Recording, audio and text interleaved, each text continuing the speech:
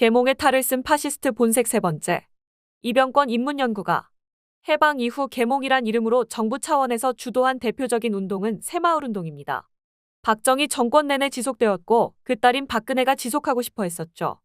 1961년 군부 쿠데타 뒤 박정희는 민정이양 약속을 헌신짝처럼 내버리고 대선에 출마. 1963년 제3공화국을 열었습니다. 박정희 정부의 경제개발 5개년 계획은 기실 장면 정부가 구체화한 계획이었습니다. 골자는 정부 주도의 강력한 중화학공업 육성으로 저개발국의 지위를 벗어나자는 것이었죠. 박정희 정부는 막대한 미국의 원조와 1965년 일본과 굴욕 외교 정상화의 대가로 받은 돈을 종잣돈으로 중화학공업 육성과 수출 증대에 주력했습니다. 산업화가 진전되면서 농촌 인구가 대도시로 유입되고 도시와 농촌 간 격차는 심각할 정도로 벌어지게 됩니다.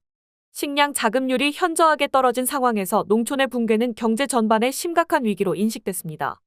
박정희 정부는 이에 타개책으로 국가 차원의 농촌 계몽 사업에 착수합니다. 바로 새마을운동입니다.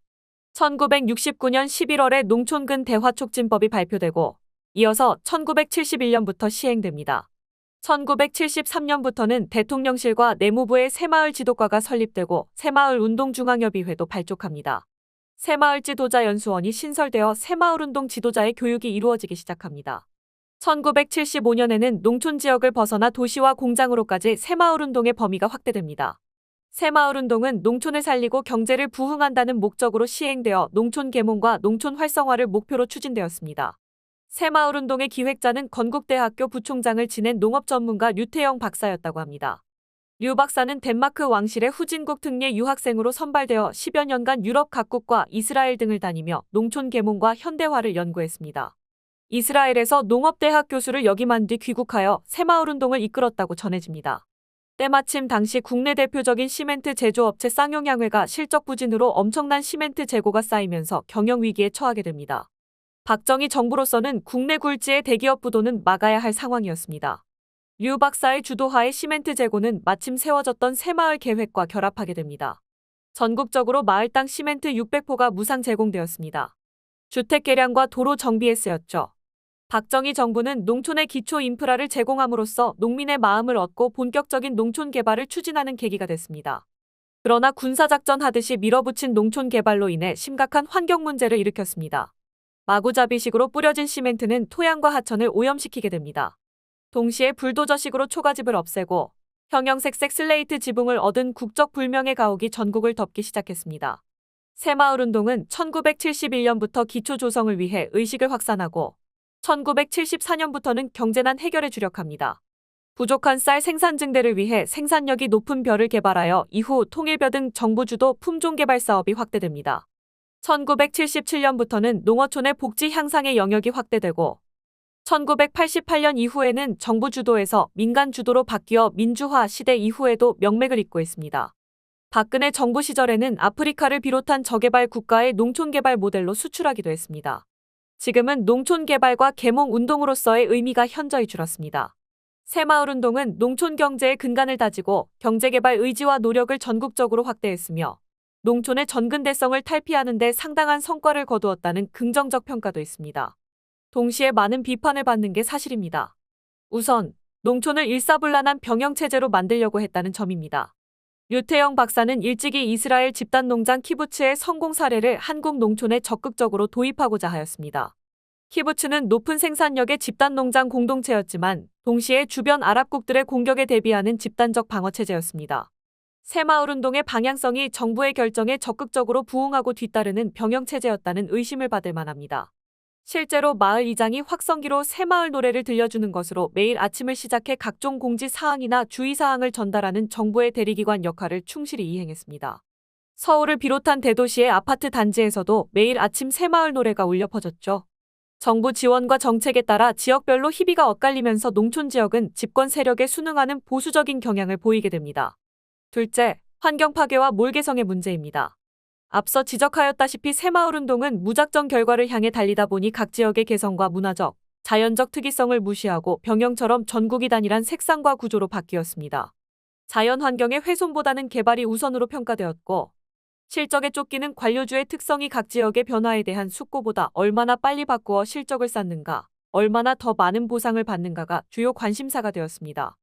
김대중 평화민주당 총재의 단식투쟁을 계기로 1991년 지방자치단체장 선거제도 확보 이후에야 전국의 풍경이 달라지기 시작했습니다.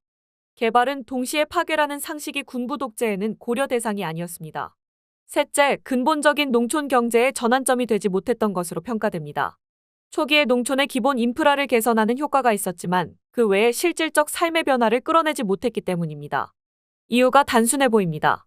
박정희 자신부터 농촌은 도시 중심의 경제 개발을 위한 보조 수단으로서만 역할을 기대했기에 근본적인 변화와 개발에 관심은 적었기 때문인 것 같습니다. 윤석열은 12.3계엄의 이유가 국민에게 강력한 경각심을 일깨우기 위한 고육지책이었다고 강변했습니다. 야당의 무도한 입법 방해와 예산 삭감, 중국 해커들의 선거 개입과 조작 등의 사실로 인해 국가가 위기 상황에 직면했다는 것을 국민에게 계몽하기 위해서 시도한 충격요법이었다고 주장합니다. 이들은 광장의 극우 세력들을 선동하며 여전히 계몽과 국민 저항권을 주장합니다. 백보 양보에서 계몽의 의지가 있었다면 아마도 과거 유럽 계몽 군주의 태도를 흉내내려 한 게 아닌가 추측해 볼 수 있습니다. 18세기 후반까지 유럽에서 가장 효율적인 정치체제는 절대왕정이었습니다.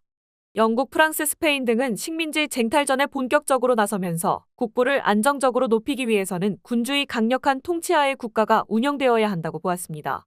근데 자본주의가 도래하면서 이러한 절대군주의 지위는 흔들리게 됩니다. 절대군주, 귀족, 교회는 앙시앙 레짐 구체제의 상징이었죠. 신흥 부르주아 입장에선 대단히 불합리하고 부조리하며 사회 전체의 발전을 위해 반드시 극복되어야 할 대상으로 인식하게 되었습니다. 앞서 지적했듯이 계몽주의는 절대군주의 권위에 도전하게 됩니다. 상대적으로 자본가 계급과 지식인층의 성장이 더뎠던 나라의 군주는 계몽사상가들의 견해를 일부 받아들여 체제 안정을 도모합니다. 그것이 계몽군주의 본질입니다. 프로이센의 프리드리히 2세, 오스트리아의 요제프 2세가 전형적인 계몽군주였으며 러시아의 예카테리나 2세도 그에 가깝다고 볼 수 있습니다. 계몽군주들은 산업과 무역의 진흥, 군사력 증강을 통해 국가 발전을 이루려 했습니다. 이러한 개혁에 필요한 선진 기술과 사상을 영국과 프랑스 등 선진국으로부터 도입하려 했죠. 위로부터의 개혁을 도모했습니다. 한편으로 계몽 사상을 받아들이며 종래의 왕권 신수설을 적절히 감춘 채 신흥 부르주아와 타협을 구사한 것으로 보입니다.